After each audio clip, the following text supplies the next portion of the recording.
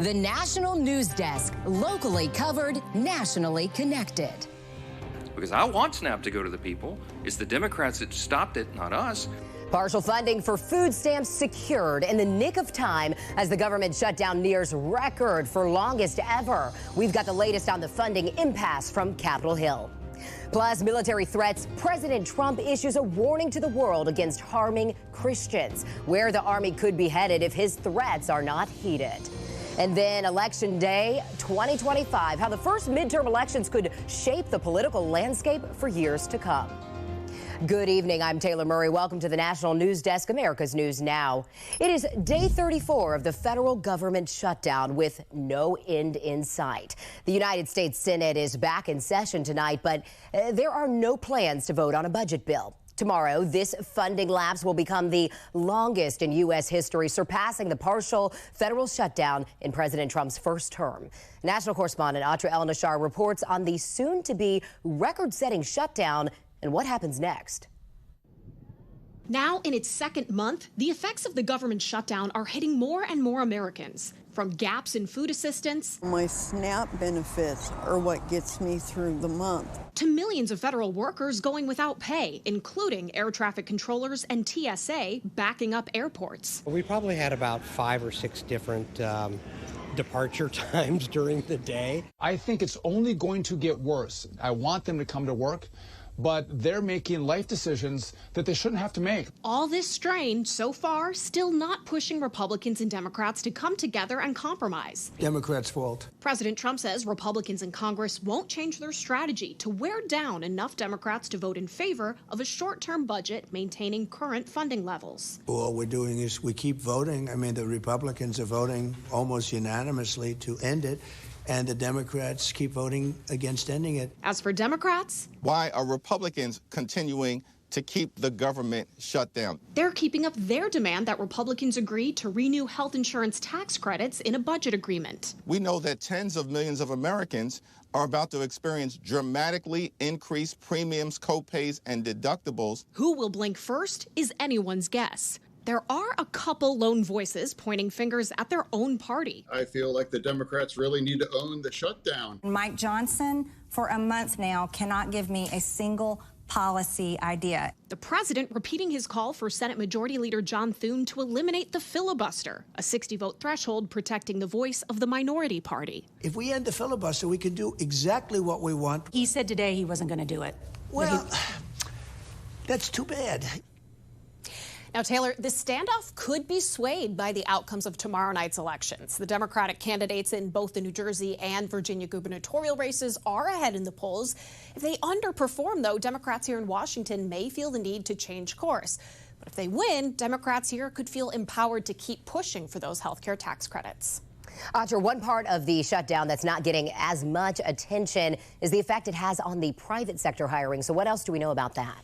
Yeah, Taylor, this is all about federal data not being as accessible for background checks. Many federal workers who facilitate databases used for these checks are furloughed, and it's creating quite the backlog. Now, even though private companies execute the check, they do rely on federally operated databases that tell them things like if a person is legally eligible to work in the U.S., if they have a federal level professional license, if they're allowed to have a commercial driver's license, all kinds of things that you might not think about. But it's another reminder that federal employees are so integrated in this economy, and without them working, it takes a toll. In Washington, D.C., Atra El-Nashar, thank you. The Trump administration says it will partially fund SNAP using a $4.65 billion contingency fund for November. Now, it comes after 2 federal judges ruled the administration must use emergency funds to keep the food aid program running during the shutdown. Officials say it's enough to cover about half of the normal benefits. House Speaker Mike Johnson said agencies have been working around the clock to figure out how to continue funding SNAP. Well, he and I talked about this quite a bit over the weekend, multiple times. The president is desperate for SNAP benefits to flow to the American citizens who desperately rely upon it. He has bent over backwards, as you know, to get the troops paid, to keep WIC funding going. He's found creative solutions. Around 42 million Americans get food stamps through SNAP. Right now, a very active investigation continues at Harvard University in Boston. Investigators are looking for 2 suspects in an explosion at a medical school building that happened early Saturday morning, according to university police. Police shared these images here on your screen of possible suspects. No one was injured and no arrests have yet been made. Well, the Justice Department unsealed charges against 2 Michigan men, Muhammad Ali and Majed Mahmoud, who now face firearms charges and conspiring to commit a crime of terrorism. The pair was arrested on Friday along with 3 others. The other 3 at this time have not been charged. The criminal complaint shows the 2 had multiple AR-15 rifles, more than 1,000 rounds of ammunition and tactical gear. And the complaint states they also had a detailed plan to carry out an attack on American soil. Their lawyer says no such terror event was planned and says the arrests stem from an online chat room. The FBI has not offered additional details. Well, the block against President Trump's deployment of the National Guard in Portland remains in place until at least Friday. Over the weekend, a federal judge reissued a preliminary injunction following a 3-day trial beginning last Friday. Judge Karen Immergut says she plans to hand down a complete decision at the end of this week, but for now, says the administration has not shown credible evidence that the protests grew out of control. Well, American troops could soon be targeting Mexican drug cartels inside Mexico. This is according to intelligence sources that reported to NBC News. Now, the outlet reports unnamed officers tell them training missions have already begun, but an actual operation is not imminent, nor has it been signed off on. President Trump denied reports of a similar mission inside Venezuela. He also told reporters last week he wouldn't speak about potential operations, but he did warn about military action on another country. They're killing record numbers of Christians in Nigeria. And they have other countries very bad also. You know that part of the world very bad. They're killing the Christians and killing them in very large numbers. We're not going to allow that to happen. More Christians are killed for their faith in Nigeria than anywhere else in the world. That's according to the group Open Doors International, a Christian organization that studies persecuted Christians around the globe. It's now a focus of President Trump, who is threatening military action if changes aren't made quickly. Here's national correspondent Christine Frizzell. President Trump turning the world's attention to Nigeria, ordering the Pentagon to prepare for possible military action there. Writing in a post online, if the Nigerian government continues to allow the killing of Christians, the USA will immediately stop all aid and assistance and may go in, quote, guns a-blazing to completely wipe out the Islamic terrorists who are committing these horrible atrocities. The post came one day after the White House designated Nigeria as a country of particular concern, a State Department list of countries which are said to violate religious freedom. The move prompted a response from pop singer Nicki Minaj, who wrote on X it made her feel a deep sense of gratitude, also thanking the president for taking the matter seriously. We're talking about between 50,000 and 100,000 Christians have been slaughtered in Nigeria since 2009. This designation opens up a menu of 15 types of different options the president can use. One in particular is the suspension and prohibition of security assistance. Congressman Riley Moore has been asked by the president to look deeper into the matter. Moore is calling on cooperation with the country to be suspended. We have been doing security assistance with the Nigerian government, and that was a promise that they were going to receive arms and training from the United States to go kill and stop Boko Haram. They have not been doing that. The president of Nigeria, though, said in a statement, the characterization of Nigeria as religiously intolerant does not reflect our national reality. The Nigerian government also saying this morning the U.S. can't launch unilateral military action because Nigeria is a sovereign country. For years, Boko Haram has launched violent acts against both Christians and Muslims in Nigeria. Each group makes about half of the country's population. I'm Christine Frizzell for the National News Desk.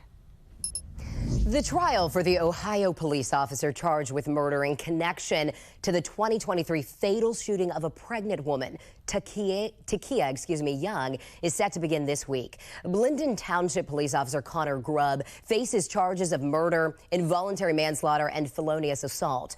You're taking a look now at body camera footage of the incident. Authorities say Young was seen on camera shoplifting alcohol inside a Kroger store before police confronted her in the parking lot.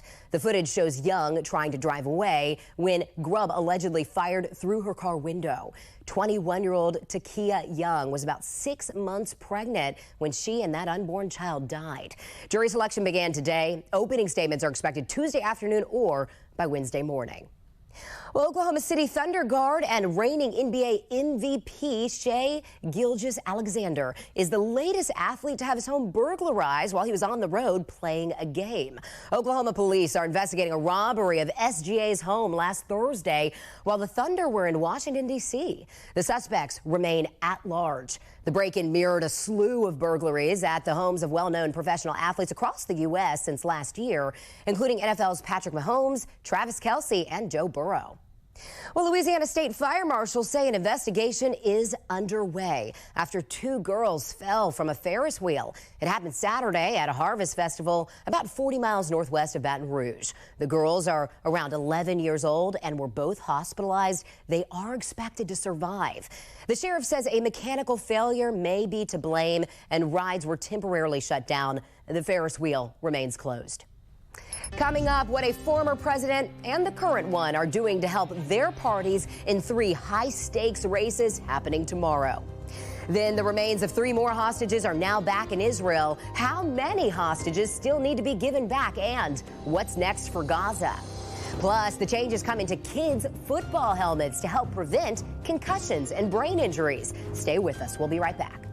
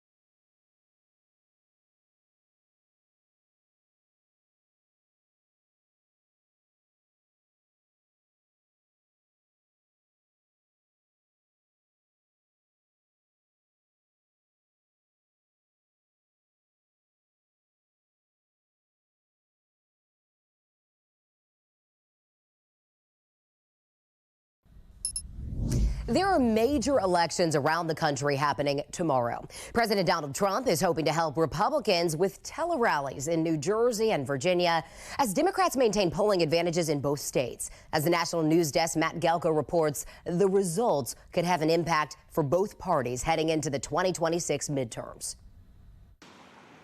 Voters around the country could provide a glimpse of how people feel 9 months into Donald Trump's second term with high-stakes elections Tuesday. In New Jersey, polls have Democratic Congresswoman Mikey Sherrill and Republican Jack Ciattarelli locked in a tight contest. New Jersey's not a red state. We're not a red state. This is not a vanity tour for me. This is about fixing the state of New Jersey. In Virginia, Republican Lieutenant Governor Winsome Earl-Sears hopes to keep the governor's mansion red against Democrat Abigail Spanberger. Former President Barack Obama campaigned for both Democratic women over the weekend. You've got a candidate for governor who's got a track record of getting stuff done. But maybe it's the mayor's race in New York City that is drawing the most interest. Democratic socialist Zoran Mamdani has a double-digit advantage in some polls over former Democratic New York Governor Andrew Cuomo, who is running as an independent. The president is trying to make Mamdani and socialism the Democratic brand going forward and has threatened to withhold federal funding to the city if Mamdani wins. It's going to be hard for me as the president to give a lot of money to New York because if you have a communist running New York, all you're doing is wasting the money you're sending there. Donald Trump may speak as if it is his decision. But this is money that this city is owed. Yeah. Exactly. This is money that we will expect to collect. Analysts will be watching to see if the same minority demographics that shifted toward Trump in 2024 continue the trend. In a state like New Jersey or even Virginia, we have a decent African-American population. We have a strong Asian population as well. Those were the groups that shifted Republican last year. Trump endorsed a number of Republicans in different races around the country, but has encouraged people in New York to vote for Cuomo over Mamdani and Republican Curtis Sliwa, saying he'd rather pick a bad Democrat than a communist. Reporting in Washington, I'm Matt Gelka for the National News Desk, America's News Now. Americans are preparing for political violence in the wake of the assassination of Charlie Kirk. That's according to a new political poll showing more than half expect violence to increase. More concerningly, a large percentage of the public believes violent confrontations are justified in some cases. Younger Americans were much more likely to hold that view. Well, War Secretary Pete Hegseth is in South Korea. He toured the demilitarized zone and will attend annual defense talks in Seoul tomorrow. Hegseth and South Korea's defense minister are expected to discuss their military alliance and South Korea's recent commitment to increase defense spending. Last week, President Trump gave South Korea approval to build a nuclear-powered submarine. 3 more deceased hostages have been handed back over to Israel, including an American citizen and former IDF soldier Omer Nutra. All 3 are suspected to have been killed on October 7th, 2023, and have been held in Gaza since. It is believed that the bodies of 8 hostages still need to be returned, one of whom is an American citizen, Itae Chen. Meanwhile, 8 Arab and Muslim countries are meeting today, discussing the next steps for Gaza after the war. It was hosted by Turkey. The mediators seek to finalize an agreement for a stabilizing peacekeeping force of international troops inside Gaza. Turkey's foreign minister accuses Israel of ceasefire violations, making the next step difficult. Israel says Turkey is a biased mediator and shouldn't be involved in negotiations. Well, at least 20 people are dead and hundreds more injured following a very powerful earthquake in Afghanistan. The Taliban says a 6.3 magnitude earthquake shook the northern portion of the country early Monday. And according to the U.S. Geological Survey, the quake struck near one of the country's largest cities a little before 1 a.m. local time. An orange alert was issued signifying potential widespread devastation and mass casualties. Rescue and emergency teams are on the ground. Now, the area is prone to earthquakes. More than 2,000 people died when a quake struck eastern Afghanistan back in August. A top FDA drug regulator has stepped down. Officials say George Tidmarsh resigned after being placed on administrative leave on Friday. An HHS spokesperson said it was due to serious concerns about Tidmarsh's personal conduct. Tidmarsh allegedly posted, then deleted a comment about a new drug made by a Canadian company saying it was toxic. The company filed a lawsuit yesterday. The maker of Huggies, Kimberly-Clark, is buying Tylenol's parent company, Kenvue, for nearly $49 billion. The cash and stock deal creates a combined portfolio of products, including Kleenex and Band-Aid. This comes after the Trump administration suggested a link between acetaminophen use during pregnancy and autism, which Kenvue denies. The deal is expected to close next year. Well, Justin Baldoni's $400 million defamation countersuit against Blake Lively is over. A federal judge ended it, saying Baldoni failed to file an amended complaint after the case was originally thrown out in June. It stemmed from an ongoing lawsuit by Lively, who accused Baldoni of misconduct on the set of It Ends With Us and retaliation. Baldoni denied the allegations. We have reporters all across the country in your neighborhoods covering the issues that matter to you. We're taking the pulse of America, and we start in Tennessee, where a woman launched the SNAP Grocery Buddies movement. With SNAP benefits in jeopardy, East Nashville mom Brooke Tansley didn't want to wait for someone else to fix it. She started where she could, online with her neighbors. I was frustrated, thinking I have a temp job, I have a part-time job, I've got 2 kids, there's not a lot of extra time, there's not a lot of extra money. So she created a Snap Grocery Buddy post in the East Nashville Facebook page, inviting anyone on Snap to comment if they needed food and anyone who could help to claim a buddy. Within hours, families were matching up. You know, I didn't know if anybody would do it, and immediately people were doing it. It may just be an amusement park, but for so many, it was the one in their backyard. I'm gonna miss it because it's close by. It's easy to get to. It's convenient. The next closest one? Go to New Jersey. Oh, gosh. I guess we're going to New Jersey. Sunday's closure creating big crowds. Look at all these cars and visitors leaving the park one last time. Some stopping by for a photo op, others getting the most out of those season passes. How many rides would you say you went on today? Oh, all of them except for the ones that were closed. The county says it generates about $3 million in tax revenue from Six Flags, but believes it can do better. You have your alarm clock, you can hit a button, you can turn a dial, and it quickly turns it, fall back 1 hour. Human body's not so simple.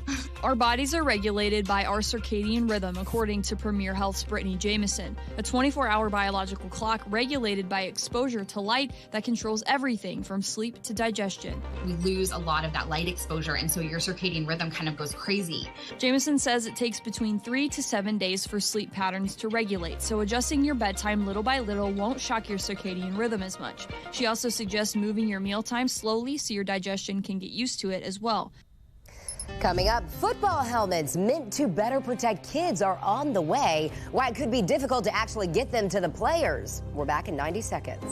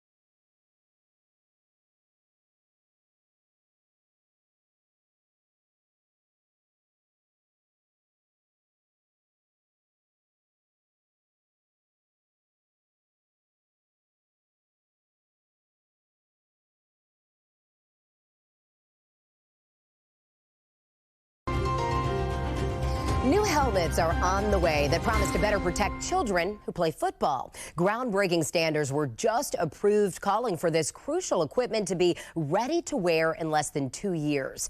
But as Spotlight on America's Dwayne Pohlman discovered, getting these helmets on the heads of America's children in time will be a challenge. On a field in Northeast Ohio, boys as young as 9. You got to hit and you got to rep. Are practicing full contact football with the Akron Armor Youth Football Organization. Last year, Akron Armor teamed up with a group in Cleveland and won the national championship in the 12 years and under category. Wins it all. Wins it all, yep. Akron Armor's director, Dr. Brandon Roberts, knows all about winning. In the early 2000s, Roberts was an elite linebacker at Washington University in St. Louis, receiving the academic Heisman, the nation's top honor for a scholar athlete. I got a big trophy. Just as rewarding, Dr. Roberts says, are the values taught in youth football. It's a beautiful game. Good! But this beautiful game has an ugly side. For years, we've reported on chronic traumatic encephalopathy, or CTE, a deadly brain disease caused by head impacts and concussions that's claimed lives, from NFL stars to amateur athletes across the country. And research now reveals young players have a higher risk of brain injuries and concussions. Good. And that risk is always on the minds of moms. Do you worry about their brains getting injured? Of course. Absolutely. Absolutely. Yes. Dr. Roberts, who's also a pediatric anesthesiologist, worries too. How important is a helmet to the game of football? Oh, obviously it's crucial. 3, 2, 1. Here at Virginia Tech's Helmet Lab, Director Steve Rosen revealed a disturbing weakness in young players. They have a bigger head and weaker neck. Data Rosen collected from sensors showed heavy helmets worn by the kids were contributing to concussions in ground impacts. Rosen's research helped pave the way for this, the nation's first youth helmet standards, which include a critical weight limit. Right now, youth helmets can weigh up to 4.5 pounds. Under the new standards, which take effect in September of 2027, youth helmets must weigh no more than 3.5 pounds. Dr. Robert Cantu is a world-famous neurologist and architect of the new standards. If I had my druthers, it'd be there the day the regulation goes into effect. But the new helmets will cost more, and that will likely be an issue for organizations like Akron Armor. That's going to be a crazy expense for us. We're dealing with a practicality problem that is money. But money should not be an obstacle, these moms say, to providing better protection for their children. What does this mean to you? Knowing that there's something for the little bodies, that makes you feel more secure. For Spotlight on America, I'm Dwayne Pullman. Coming up, the baseball record the LA Dodgers tied in the World Series win right after the break.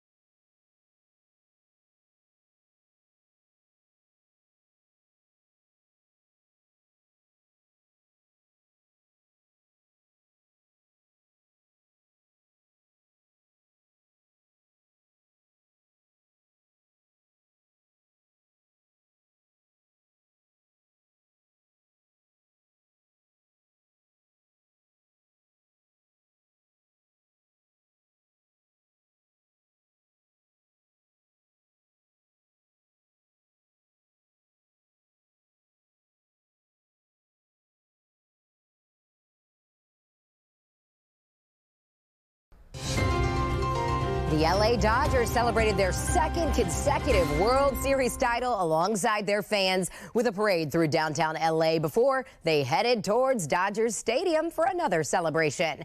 For the franchise, it is their 9th title, tying them for 3rd all-time in Major League Baseball history. Incredible. Well, that does it for this edition of the National News Desk. I'm Taylor Murray. Thanks for watching.